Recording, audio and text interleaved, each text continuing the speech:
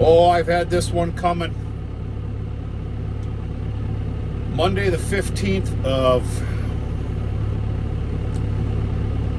January. It's going on 5:30 p.m. The last video I made was, I believe, Friday, and I believe I labeled it Calm Before the Storm. These last 4 days have been a little bit hairy, not near what was the worst proposal for the storm for us. I'm going to show you what I'm doing here, kind of show you the remnants of the storm that we got that was truly nasty.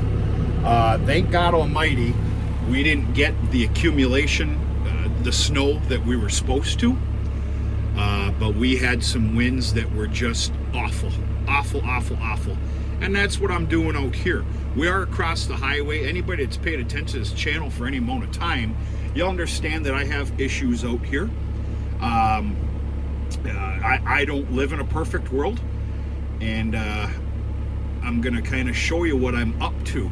Not only the plowing of this road, I have to keep after it, period, end of story, which I'm fine with. But I'm going to show you what I'm doing for deer damage to alfalfa baleage.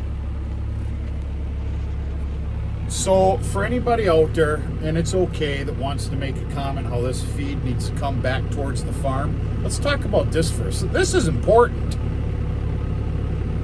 All right, this is kind of one of those, this is a novelty beer is what I'm going to call it.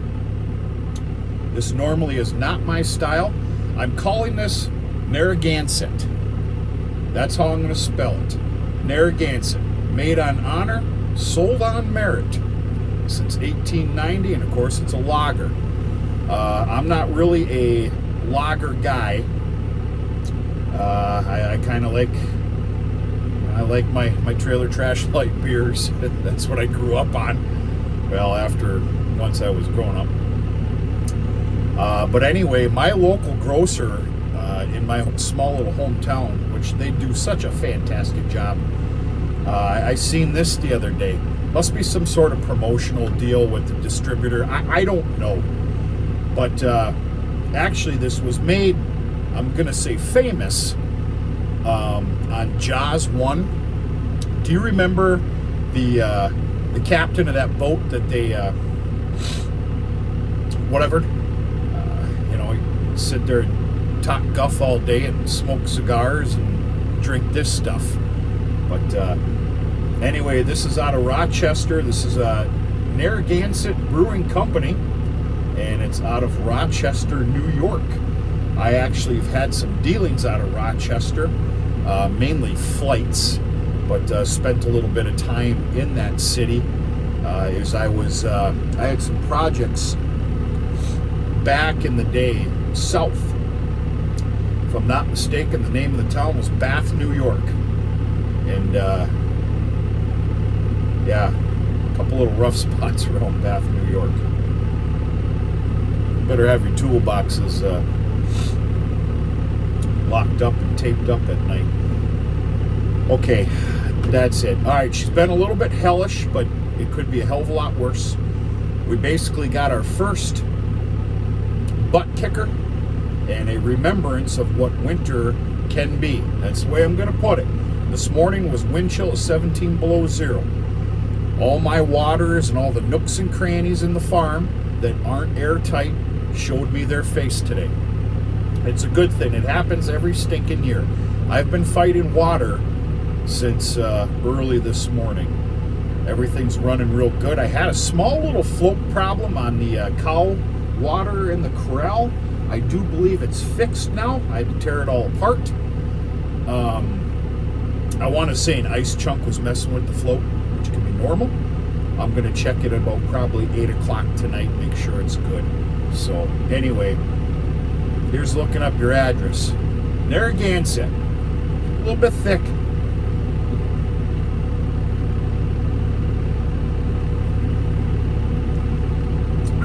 How about them Packers? All right. So I like to take, I'm obviously bucketing this snow. Right now I got the bucket down and tilted.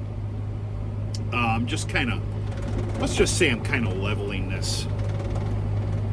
But this took me 3 swipes to make it as clean as that you're seeing here. You gotta watch it here. Take it kind of nice and easy. I'm done. I'm just running over this, smoothing this, and I'm going to show you, and we're going to talk about what I'm doing up here with the baleage. It's the best way I see fit. What I was going to say is there's some people that are going to comment, and it's okay, about how all this feed needs to come towards the farm. I don't have the resources for that. Employees, time, the equipment, the list goes on and on. I have to adapt with what I'm being thrown at, and I'm going to show you what I'm doing this year. If you're any fan of the channel, you understand that I took on some pretty significant deer damage last year. Of course, they ripped into the lines and everything.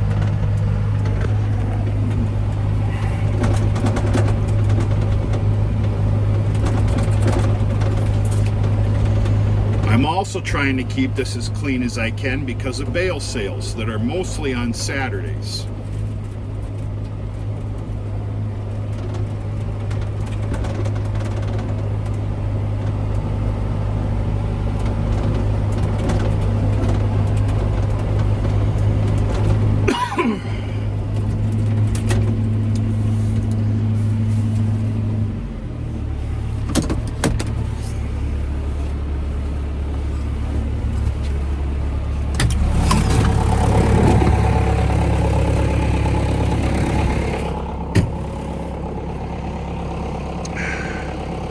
We got deer out there right now.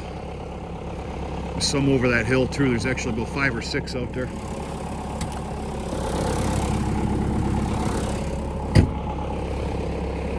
All right, some may say this is an awful sight. I don't think so. This is my fix for the deer. I can't keep the deer out of here. I'm not putting up a whole bunch of fencing.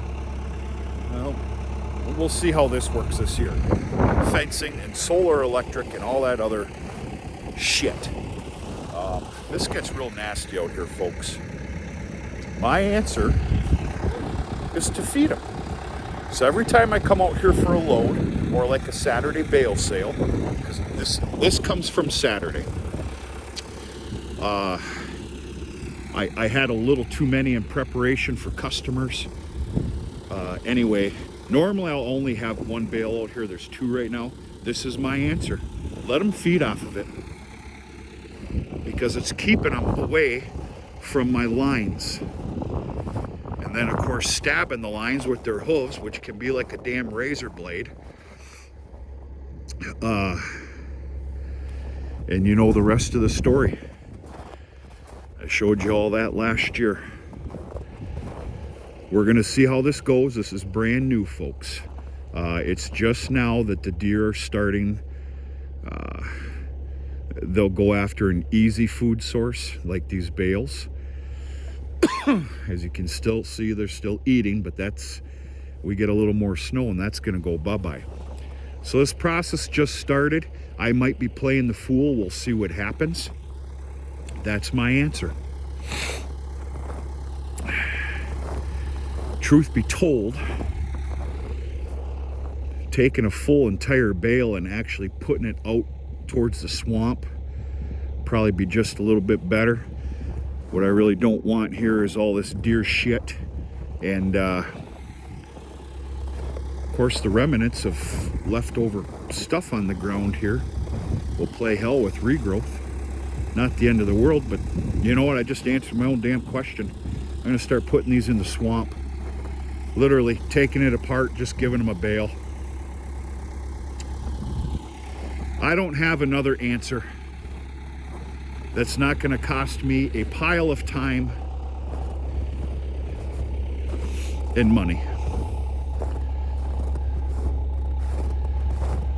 Okay, I stated, and as you can see, we did not get all of our snow. We got a hell of a lot of snow. Of course, you're looking at an open field with those hellacious, god-awful nasty winds. Everything just carried. You've seen the walls on that trail.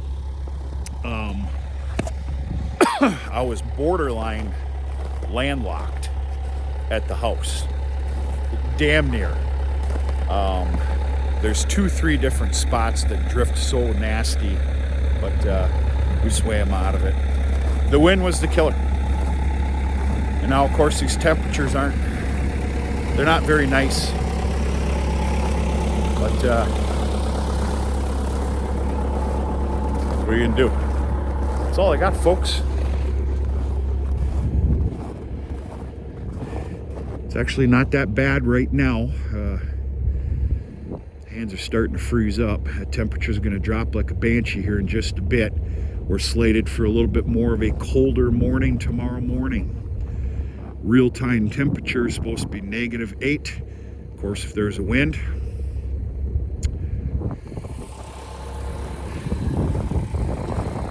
It's gonna happen.